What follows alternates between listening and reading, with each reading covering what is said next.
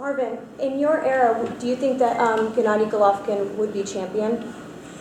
I don't know, you know what I mean, because at that time when I was champion for 7.5 years, and I don't feel that anybody could have won me.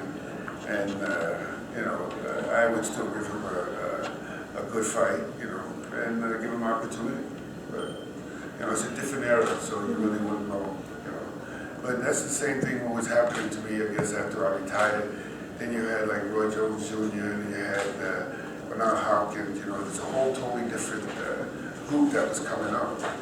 And now you got another group that's coming up after the Marvin Hagler and these guys here, and I'm watching this new generation grow up, and it's fun. To be able to say that you're a legend, that is, I got a chill right through my body just talk to you, But, and then people acknowledge that it's great. Do you think that there's anyone today that is champion that would have been champion in your era? Because it is very different. Well, there's, at one time I see a couple of fighters that look good, like Julius Chavez Jr. at one time. He looked like he could hold the belt. The thing is, what I want is the same way that I felt when I was coming up. I wanted to be like a throwback from the old days. Like guys like Gene Fulmeyer, like the middleweight division, like Sugar Ray Robinson, the real Sugar. But these people taught me a lot. Tony Zale and all these Rocky Graciano. These were real champions, and this is what I wanted to do. Learning how to train hard, like running backwards with the big boots and stuff like the guys like Muhammad Ali, Joe Frazier, Floyd Patterson, who was my idol.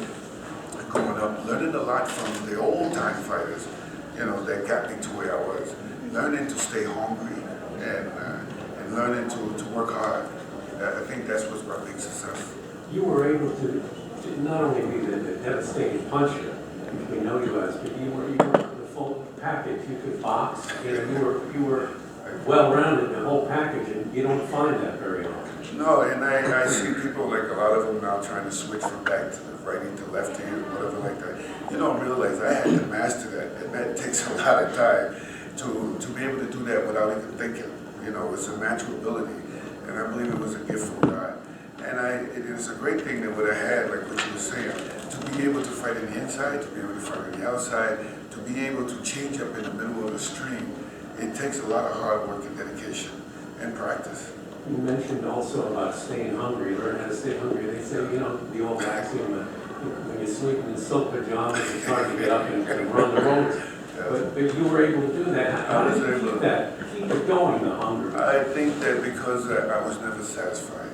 And still today, it's always something that I want.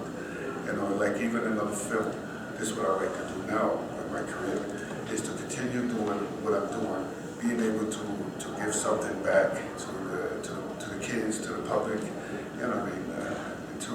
to say thank you to my own way